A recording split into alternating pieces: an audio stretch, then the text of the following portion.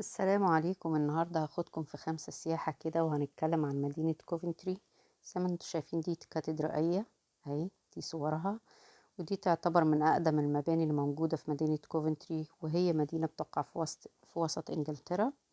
دي الخريطة بتاعتها. والكاتدرائية دي تاريخها طويل قوي، وده المبنى الوحيد اللي اتبقى بعد الحرب. ده بقى السوق بتاع الكريسماس أو الكريسماس ماركت. ده بيكون معمول في وسط المدينة في التاون سنتر. كنت في زيارة سريعة كده، وده آخر كريسماس اتعمل، اللي هو 2023. وده كده ساحة التزحلق على الجليد. والحقيقة كوفنتري فيها واحدة من الجامعات الشهيرة جدا في إنجلترا. هي تعتبر واحدة من أهم 5 جامعات في إنجلترا. هنا أهوت الساحة من تحت، أنا كنت جايبه لكم المنظر من فوق. وادي الكاتدرائية وراها لو تاخدوا بالكم. الحقيقة المنظر والديكورات بالليل كده بتبقى ساحرة وجميلة جدا. المنظر بيبقى رائع. ديت ساحة التزحلق على الجليد. بتبقى ساحة كبيرة، بيبقى وقت ممتع ويعني بيكون يعني كل الأسرة حاجة جميلة قوي ان هم يقضوا الوقت بتاعهم فيها. بالنسبة للأطفال الصغيرين بيكون ليهم حاجات كده، سندات يمشوا عليها، بحيث ان هم ما فيش حد يقع او يتعور او كده. للأسف أنا ما اتاحتش لي الفرصة إن أنا أدخل من جوه، لأن رحت في زيارة سريعة. بس حبيت أوريكم كده المدينة بسرعة وجمالها بالليل. زي ما احنا شايفين ده كده الكريسماس ماركت.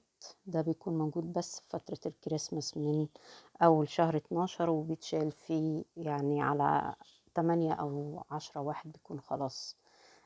كل ده بيتشال. فادي الأكشاك ديت أو الماركت ده بيكون بقى فيه حلويات، حاجات ليها علاقة بالكريسماس. زي ما احنا شايفين كده، ده المحل ده فيه زي كب كيك كده كله معمول من الشوكولاتة.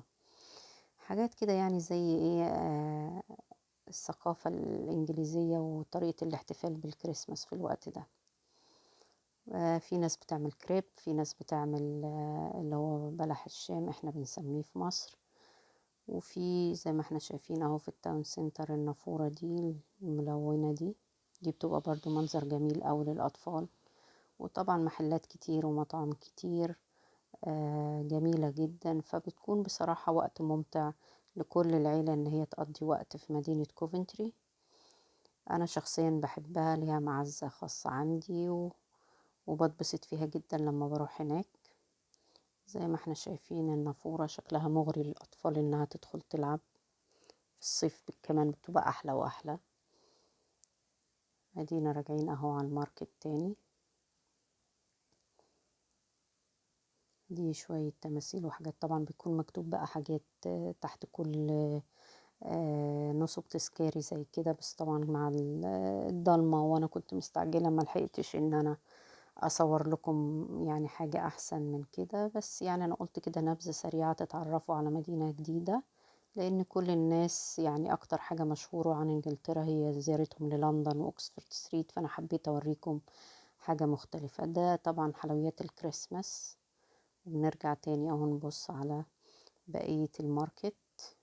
في حد بيبيع سندوتشات، في حد بيبيع حلويات. فبتكون يعني كلها حاجات مخصوصة للكريسماس، بس في الوقت بتاع الكريسماس يعني ممكن ما تلاقيهاش في بقية السنة. زي ما احنا شايفين القلوب ديت معمولة من عجينة الكوكيز. بيكون عليها شوكولاتة من فوق، بتختار بقى اسم الشخص اللي انت عايز تهديله القلب دوت. ودوت اهو زي ما احنا شايفين حلويات على برجر على بيتزا. يعني بيكون حاجة كده مختلفة من بقية السنة. ودينا اهو رجعنا تاني لصالة التزحلق المكشوفة دي. في الحقيقة روعة روعة جدا، يعني تجربة جميلة. أنا شخصيا بخاف منها، بس يعني لما بنروح نقضي يوم أنا والولاد هناك بينبسطوا وأنا بتبسط كمان. فبنكمل أهو المشي. ده كده التاون سنتر في كوفنتري. وبس كده النهاردة الفيديو بتاعنا كان قصير وكان بسيط، ونبذة مختصرة عن مدينة كوفنتري في إنجلترا. السلام عليكم. ادي كمان محل فلافل اهو قبل ما اقفل معاكم، شفته بالصدفة وقلت لازم اصوره. يلا سلام عليكم. اتمنى اكون استمتعت.